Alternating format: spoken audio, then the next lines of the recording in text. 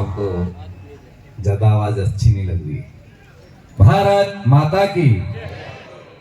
मंच पर विराजमान भारत सरकार के राज्य मंत्री आदरणीय भागीरथ जी चौधरी, हमारे ही लोकसभा क्षेत्र से सांसद और मंत्री रहे, कहते हैं कि जिनकी बदौलत आज आप और हम सब एक टेंट के नीचे बैठ करके और एक कार्यक्रम को सौगात दे रहे हैं। आदरणीय कैलाश जी चौधरी सीमावर्ती क्षेत्र पर अपना लोहा मनवाने वाले विधायक आदरणीय आदुराम जी मेघवाल साहब, सेलाराम जी सारण साहब, हमारे बालोतरा जिले के जिला अध्यक्ष भाई भरत जी मोदी, राणा कुलदीप जी, बहन टी सत्यवती जी, सम्मानित मंच, पधारे हुए किसान भाइयों, मेरी मातृशक्ति युवा साथियों, आप और हम सब जिस क्षेत्र में रहते हैं वह क्षेत्र दुनिया का सबसे अच्छा क्षेत्र है। हम जिस धरती पर रहते हैं उस धरती में हीरा निपज रहे हैं, लेकिन जो हीरा पैदा करने वाला है, जो अमृत पैदा कर रहा है, जो धरती माता को सींच रहा है, जो धरती को मां मान रहा है, आज उन्हीं किसानों को वापस याद दिलाना पड़ रहा है कि हम खेत में क्या कर रहे थे और क्या करने गए हैं। बड़ा दर्द होता है मन में। जो किसान पूरी दुनिया को राह दिखाता है, जो किसान पूरी दुनिया का भोजन तय करता है, जो किसान प्रातः और सायकाल क्या खाना है ये दुनिया को बताता है, वही किसान आज बड़े बड़े एफपीओ के मार्फत अपने आप को सुधारने के लिए लालायित हो रहा है। इसका मतलब कहीं ना कहीं हमारी गुणवत्ता में कमी आई है, कहीं ना कहीं हमारी सोच में कमी आई है, कहीं ना कहीं हमारे काम करने के तरीके में कमी आई है।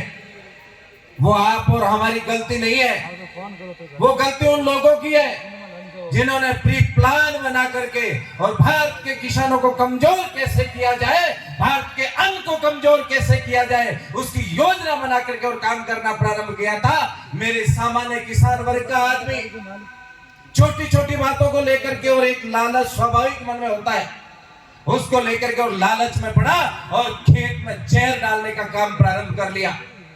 आप और हम सब जानते हैं कि जहर जब खेत में पड़ता है उसका क्या नुकसान होता है, वो हमारे घरों में भी हम सबको उदाहरण के लिए मिल सकते हैं।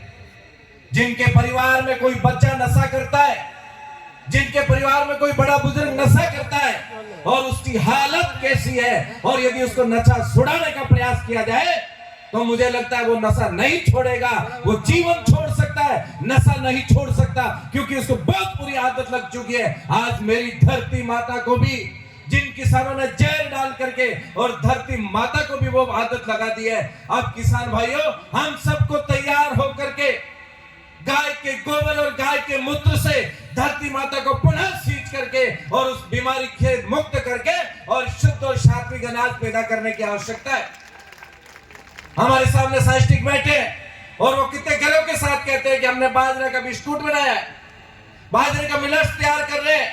अरे मैं इन किसानों को कहना चाहता हूं कि जब ये लोग हमको आकर के कहते हैं, उनसे पहले हम भी गर्व के साथ कह सकते थे कि हमारे घरों में तो ये बिस्किट बना करके एक नहीं 7 दिन तक रस्सी में पिरो करके रोटी रखते थे और पानी के साथ उस रोटी को खा करके जीवन यापन करने वाले लोग आज उस बिस्किट के और मुंह ताक करके खड़े।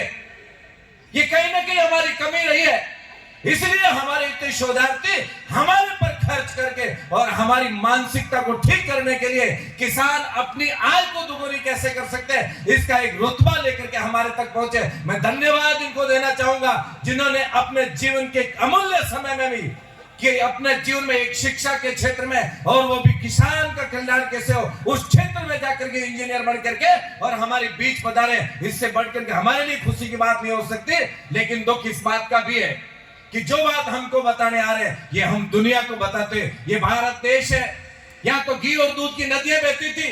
भारत सोने की चिड़िया कहलाने वाला देश था। दुनिया के लोग जब नंगे घूमते थे, भारत के बच्चे वेदों का मंत्र पढ़ते थे और वेदों के ज्ञाता थे। लेकिन आज ये समय क्यों आया है? कहीं न कहीं मेरा किसान आलसी हुआ है, कहीं न कहीं किसान लालच में आया है, कहीं न कहीं ज्यादा धन को प्राप्त करने की मन में इच्छा हुई है। इसलिए आप और हम सब समय रहते चेत जाए। आज जो कैंसर जैसी खतरनाक बीमारी बढ़ रही है, वो कहीं न कहीं हम हमारे हाथ से खेत में परोसते हैं और खेत में अनाज के साथ चल करके पुनः हमारे पेट में आ रही है। इस प्रकार की बीमारी से बच करके और काम करना होगा। आने वाले पीढ़ी को यदि सुरक्षित रखना है, हमारे भविष्य को सुरक्षित रखना है, भारत माता को पुनः विश्व गुरु बनाना है, तो वापस लौट चलो हमारे मूल की ओर। जो किसान, हमारे पूर्वज जिस प्रकार खेत में एक शुद्ध और सात्विक अनाज पैदा करके और जीवन यापन करते थे, हमको भी उस पर लौट करके आने की आवश्यकता है। मैं और एक बात किसानों को कहना चाहता हूं, जो लोग दुनिया के चकाचौंध के जमाने में और अपने आप मन में सोचते हैं कि अथाह धन वाला व्यक्ति सबसे आगे है, मैं आपको याद दिलाना चाहता हूं, मेरा किसान एक टाइम की रोटी खा करके भी सुख और चैन की नींद से सोता है, और जिनकी पैसों से जेब भरी है वो रात को टैबलेट लेकर के सोता है। इसलिए आप चिंता मत करिए। आप दुनिया के सबसे धनवान हो, आप दुनिया के सबसे शक्तिशाली हो, आप दुनिया के सबसे सुखी इंसान हो। इसलिए सुखी इंसान ही भारत को सुखी और संपन्न बना सकता है। आज हम सब लोग इस जाजम पर बैठ करके और माननीय मंत्री जी के सामने एक संकल्प लेकर के जाए। हो सकता है मेरे अनाज खेत के अंदर 100 बोरी की जगह 20 बोरी अनाज होगा, लेकिन मैं जैविक अनाज पैदा करूंगा और मैं जो बेचूंगा वो जैविक अनाज बेचूंगा। ऐसा एक संकल्प लेकर के जाए तो मैं मानता हूं हम सबका यहाँ आना सार्थक होगा। इन्हीं शब्दों के साथ मैं मेरी बात को विराम करता हूं। भारत माता की जय। जवान